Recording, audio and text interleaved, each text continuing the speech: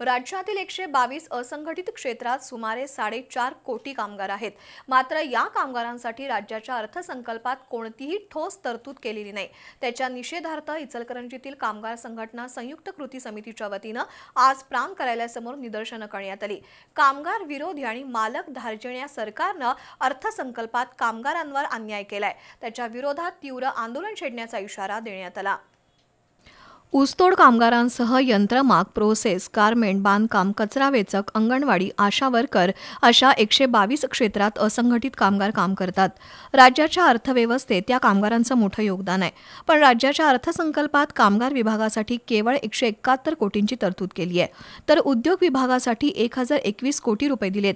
यावरून सरकारची कामगारांबद्दलची उदासीन भूमिका स्पष्ट होते, असा आरोप इचलकरंजीतील कामगार संघटनेनं केलाय।